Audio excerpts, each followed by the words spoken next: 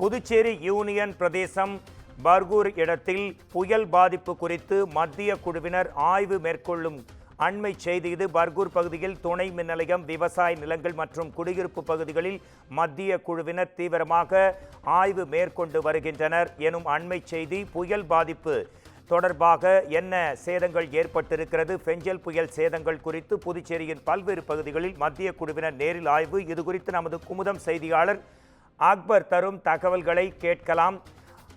Puducherry union பிரதேசத்தில் மத்திய குழு ஆய்வு மேற்கொண்டிருக்கும் அண்மை செய்தி வந்திருக்கிறது. அக்பர், இது குறித்த உங்கள் முழு விவரங்களை எதிர்நோக்கி காத்திருக்கிறோம்.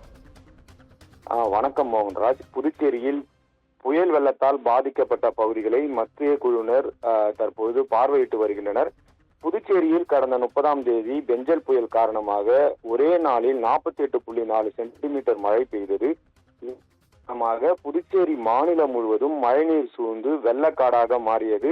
அனைத்து குடியிருப்பு பகுதிகளிலும் மழைநீர் தேங்கி புதுச்சேரி தண்ணீரில் தத்தளித்தது. நகர கிராம பகுதிகளும் கடும் சேதத்துக்கு உள்ளானது. அதே நேரத்தில் தமிழகத்தின் சாத்தனூர், வீடூர் அணைகளின் உபரி நீர் திறப்பால் புதுச்சேரி பகுதி, தென்பெண்ணை ஆறு, சங்கராபரணி ஆறுகளில் ஏற்பட்ட வெள்ளப்பெருக்கால் பல கிராமங்கள் நீரில் மூழ்கியது. சாலைகள் துண்டிக்கப்பட்டு போக்குவரத்து பாதிக்கப்பட்டது. ஆயிரக்கணக்கான ஏக்கர் விளைநிலங்கள் நீரில் மூழ்கியதால் பயிர்கள் கடும் சேதத்துக்கு உள்ளானது. 4 பேர் உயிரிழந்தனர். குடிசை வீடுகள், கல் வீடுகள் இடிந்து விழுந்தன. ஆடு, மாடு, கோழிகள் நீரில் மூழ்கியும் வெள்ளத்தில் சிக்கி உயிரிழந்தது. அது மட்டுமின்றி 2 சக்கர வாகனங்கள், கார் உள்ளிட்ட ஆட்டோ உள்ளிட்ட வாகனங்கள் முழுவதுமாக நீரில் மூழ்கி சேதமடைந்தது. வீடுகளுக்குள் மழைநீர் புகுந்ததால் டிவி, ஃப்ரிட்ஜ், வாஷிங் மிஷின் உள்ளிட்ட வீட்டு உபயோகப் பொருட்களும் சேதமடைந்தன. மேலும் புதுச்சேரி, ஏனாம், காரைக்கால் ஆகிய பகுதிகளை பேரிடர் பாதித்த பகுதியாக புதுச்சேரி அரசு அறிவித்துள்ளது.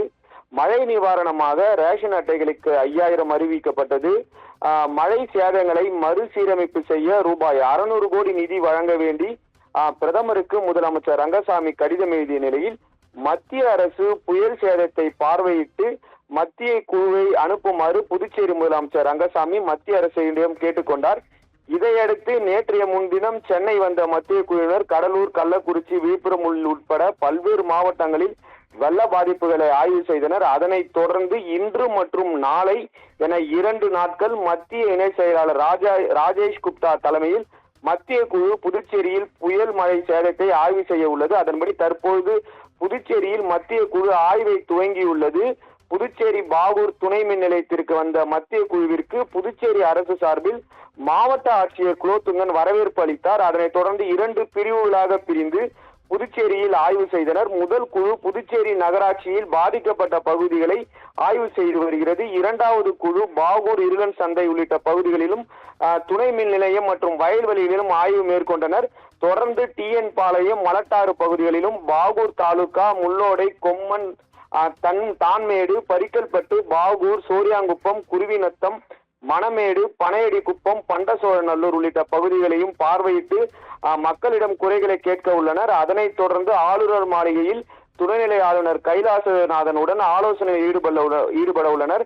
அதற்கு பிறகு இரவு புதுச்சேரி நட்சத்திர விடுதியில் தங்கி நாளை காலை மீண்டும் 7:30 மணி முதல் 11 மணி வரை 2 பிரிவுகளாக பிரிந்து மத்திய குழு ஆய்வு செய்கிறது. முதல் குழு வில்லியனூர் தாலுகா பகுதிகளிலும், 2வது குழு உழவர்கரை பகுதிகளிலும் ஆய்வு செய்கிறது. அதனைத் தொடர்ந்து பேரிடர் மேலாண்மை குழுவுடன் ஆலோசனை நடைபெறுகிறது. மதியம் 2 மணி அளவில் புதுச்சேரியிலிருந்து நாளை புறப்பட்டு செல்கிறது மத்திய குழு. மோகன்ராஜ், புதுச்சேரி யூனியன் பிரதேசத்தில் ராஜேஷ் குப்தா தலைமையிலான 7 பேர் கொண்ட மத்திய குழு ஆய்வு மேற்கொண்ட செய்தி குறித்தும் பல்வேறு முக்கிய தகவல்கள் தந்ததற்கு நன்றி அக்பர் அலி.